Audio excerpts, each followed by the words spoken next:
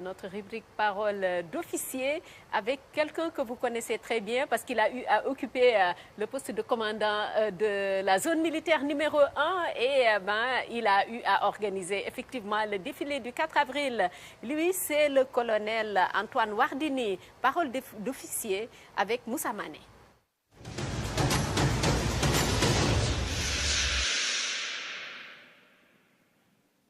Je crois que c'est des moments vraiment importants dans la vie des armées. Très important. Ce n'est pas facile d'organiser ces défilés-là.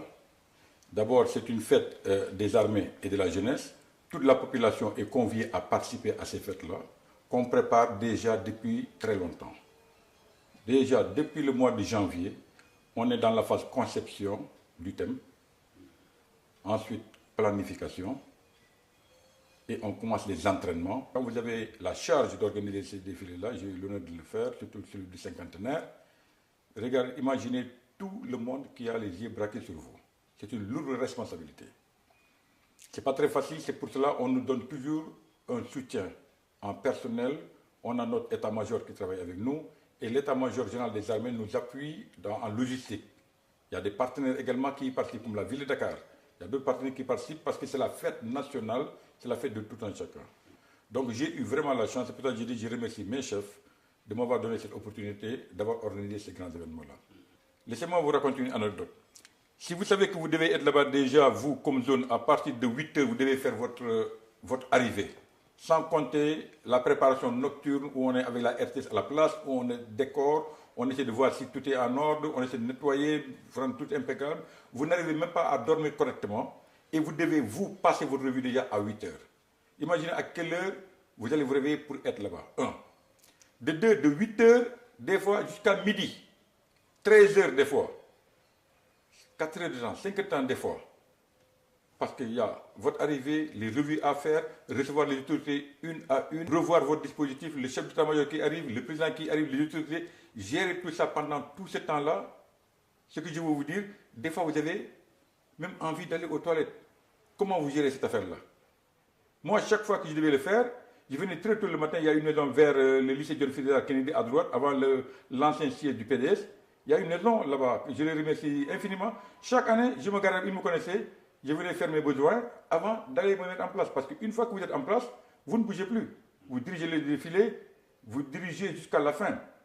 Et quand vous voyez les troupes passer, l'agencement que vous aviez arrêté, voir si l'agencement est en train de se concrétiser, avec votre élément d'appui, votre état-major qui est en train de gérer, les troupes qui vous regardent, s'il y a un moindre dysfonctionnement, ça se voit, les images sont là, les médias sont là, tout le monde est là, le président est là. Quand vous arrivez jusqu'à la fin de votre défilé maintenant, et que tout se passe très bien, et que vous allez vous présenter au chef d'État pour lui faire un dernier compte rendu de tout ce qui s'est passé, et que cette autorité suprême des armées vous félicite et vous dit qu'il est satisfait, vraiment c'est un grand ouf de soulagement, vraiment qui se dégage de vous, vraiment vos épaules sont allégées en ce moment-là. Moi, c'est le moment, quand j'allais me présenter, après que le chef d'État me donne son appréciation, que je me sentais vraiment allégé, hors du circuit. J'étais pressé que ce moment-là passe parce que vraiment, ce n'est pas évident. Depuis quelques années, vraiment, on voit que les armées sont très bien équipées. Les forces de défense et de sécurité sont très bien équipées, elles ont les moyens, les autorités politiques sont à l'écoute et ne rechignent pas à vraiment équiper les forces de défense et de sécurité. Vraiment, moi, je me rappelle quand j'étais jeune lieutenant, il y avait quelques difficultés dans les armées, au point de vue logistique, même le port, la tenue du personnel, l'uniforme, etc., les infrastructures, il y avait quelques problèmes. Mais maintenant, quand je rentre dans certains camps, je vois de gros efforts. Les gens sont en train de retaper les infrastructures, en tout cas. Les militaires sont bien habillés. Je crois qu'on n'entend plus parler de « on ne va pas payer de primes ». Dans l'armée, ce qui est bon dans cette armée-là, et je magnifie ça, c'est qu'à tous les niveaux, il y a des formations militaires. Il y a des formations de mise à jour. Il y a des examens à passer pour passer de grade à grade. Et vraiment, je crois que, en tout cas, je touche du bois. Jusqu'à présent, vraiment, je ne peux que tirer mon chapeau et féliciter les autorités militaires, les autorités politiques qui appuient ces militaires-là également. Je crois que les gens ne dorment pas, ils sont conscients du danger. La preuve, il y a beaucoup de manœuvres qui sont organisées avec les armées françaises, avec les armées américaines, avec les armées d'autres pays. Ce que je recommande à tout le monde, c'est une vigilance. d'être très vigilant, de signaler tout ce que vous voyez d'inhabituel, de pas très clair. Je demande à nos citoyens sénégalais de rendre compte.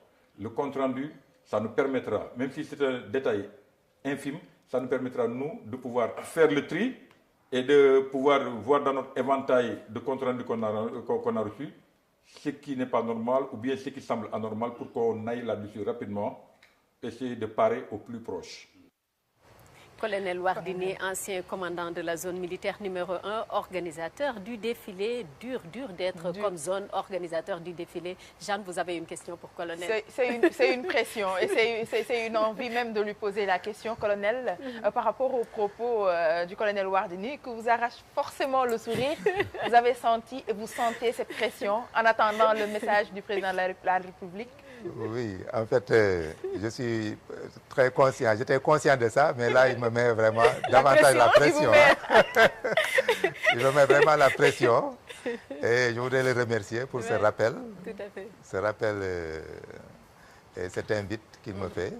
Je vais scrupuleusement observer ces conseils qui sont très appréciables pour moi. Vraiment, je le remercie. C'est mon grand ancien, lui, mon super ancien. Et donc, nous suivons leur pas. Et quand vous voyez